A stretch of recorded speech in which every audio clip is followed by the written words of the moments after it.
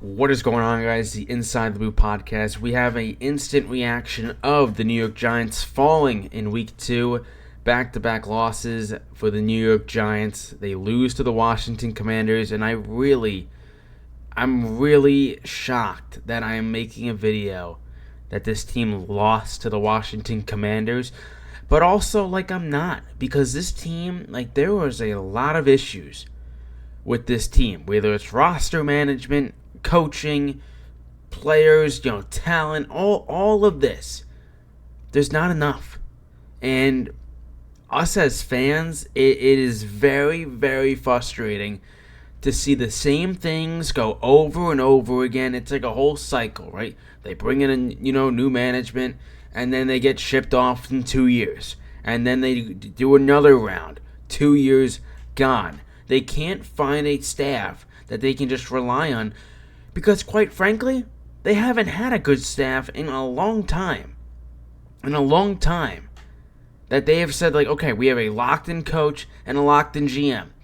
Listen, I was a big defendant. If you have watched the channel, I have been a very big defendant of Brian Daboll. Joe Schoen, I would say I have defended him in the past because he had to get out of the Gettleman and all that type of stuff. But when I see stuff like this, it's hard for me to defend that. And I think the biggest thing, or at least one of the biggest things, is Graham Gano playing. He should not be playing if he is not fit to play.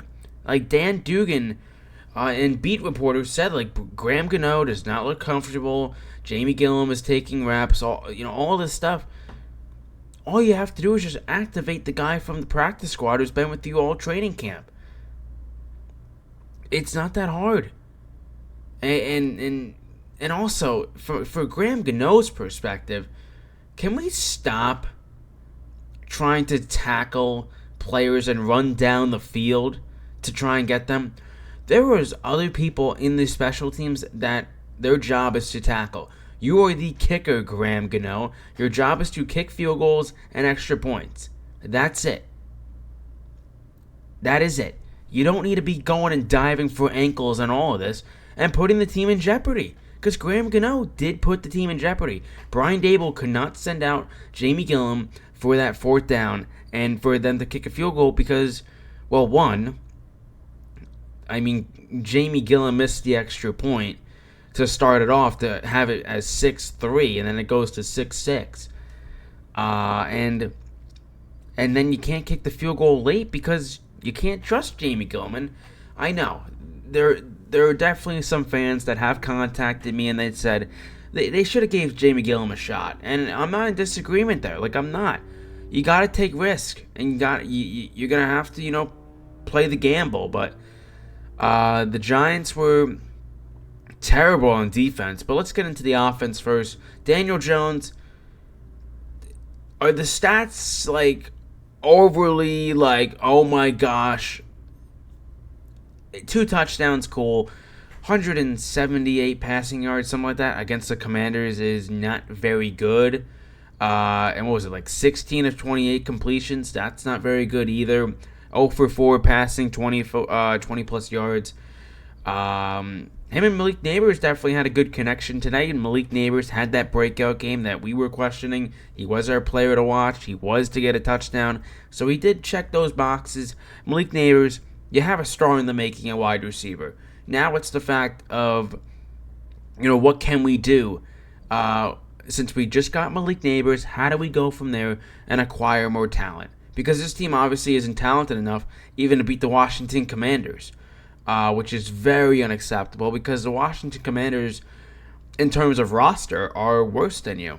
And I guess getting back to Daniel Jones, I would have liked to see. He actually played a pretty decent game. I can't really say really much negativity because it wasn't really on him. The drop late from Malik Nabers was heartbreaking for a guy that was catching everything and playing a really good game. I'm not putting all the blame on Malik Nabers. There's many other people that deserve way more blame, and we'll get into them in a moment. But Malik Neighbors showed that he is the wide receiver one in his rookie season, and the Giants have a wide receiver one, and they can rely on him to make that big play, get that first down, and score in the end zone. He found the end zone, this week. Amazing stuff. They got Cleveland next week. Not even going to get into Cleveland. We got to get into these negatives, man, because these negatives are just so annoying. And I guess to start it off, 10 out of the last 12 years, the Giants have started 0-2 to start their season. What are we doing? The best year where we thought the team was going to make a massive leap was that time they made the playoffs in 2022, whatever it was. That time, Brian Daboll's first year, all that. Now, there's many questions with Brian Daboll. There's many questions already with Shane Bowen. And there's many questions with Joe Schoen. And all those three people definitely should be holding some accountability because that was embarrassing. All of that. From Shane Bowen, what are you doing? If you scouted Jaden Daniels correctly, and I'm no scout, but if you watched week 1, he has no intentions of throwing the football downfield at all. And we're allowing third and longs, second and longs, allowing Jaden Daniels to run all over the field. It's unacceptable. And for the Giants, you just hired this guy. You just fired Wink Martindale. And you already got problems. You can't get enough pass rush with Brian Burns and Kayvon Thibodeaux. Now, Thibodeaux was slightly better than week 1. Brian Burns was non-existent. And I'm not saying Thibodeaux had some amazing elite week, but he did get more pressures. He did get a QB hit, stuff like that. But regardless, those two guys should have dominated. And I wouldn't say they both dominated. And also, I haven't really watched film or anything, but if Dexter Lawrence is getting double teamed, in fact triple teamed, then there's no excuse that Brian Burns and Kayvon Thibodeaux should have dominated. They should have dominated. The Giants should have won regardless. That's what I'm trying to get to. And Joe Schoen with the roster management, absolutely terrible. I thought Brian Daboll called a pretty good game overall. I didn't think, there were some calls that was what the hell, but it's it comes down to that roster management. If Graham Gano's not good to go, why are you throwing him out there? It happened, against the Jets, with that situation, right? And they couldn't, kick. As an NFL team, I don't see any teams in the league that are oh no, our kicker can't kick and we don't have a backup. I don't see it anywhere else besides the New York Giants. We were so poorly ran, and honestly, I'm waiting for Mara to sell the damn team because this team isn't going anywhere right now. They got out of Gettleman, and things have honestly, okay, they made the playoffs, whatever you want. Brian Daboll won a Coach of the Year, and ever since that, this team has gone right back to rock bottom. Fans are already done with the season. And week 3 to week 8 is a gauntlet. It is I hate to say it, and I'm not a negative person. I am very optimistic. I wouldn't be shocked if we're 0-8 in the next 6 weeks. And it's sad. It's sad. Now, I'm not saying this team should have been a playoff team this year or any of that. But at least bring me some hope. Come on, man. I don't understand. It's every single year. The first 2 weeks are absolutely dreadful. Absolutely dreadful. And I'm very disappointed. Shane Bowen was supposed to fix the run defense. They allowed, 261 yards, 6.1 yards per carry. What the hell, man? No, just unacceptable. Guy doesn't know when to blitz. Very soft on the coverage. And plus, Jaden Daniels, I didn't really get into it enough. He doesn't throw downfield, and he uses his legs more than anybody. And, that's what we get. Him just running all over us. No adjustments at all. No change from Shane Bowen. Okay. They had 7 field goals. Is that really a positive? No. Because it's the Washington Commanders. They didn't punt. They didn't fucking punt. They're the Washington Commanders. This is not like...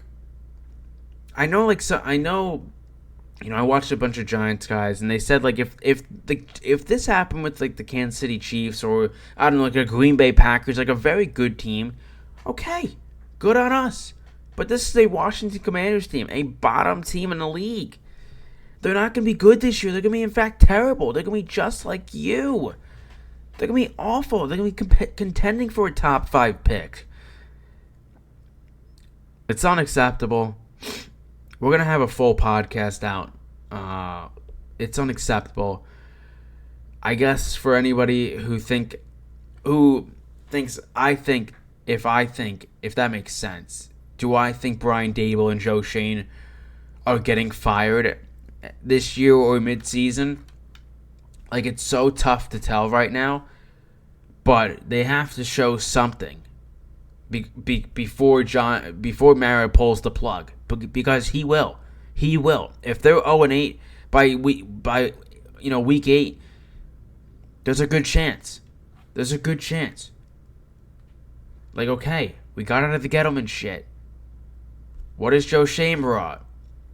Okay, 1 playoff appearance. The schedule was light, and you had more talent. Like, I'm not saying they don't have talent. Like, they do. They brought in Brian Burns. He's been a disappointment so far. We expected a breakout, a real breakout for Kayvon Thibodeau. We haven't got it. If there's a star in the making, it's Malik Nabers and potentially Andrew Phillips. Because Drew Phillips was awesome. He was awesome today. But, like, Darius Slayton, like, your days are numbered. Obviously, Daniel Jones is going to be gone. Like, there was a lot of questions for this damn team. And we're only in week 2. Heading into week 3. We already have problems, man. Like, what are we doing?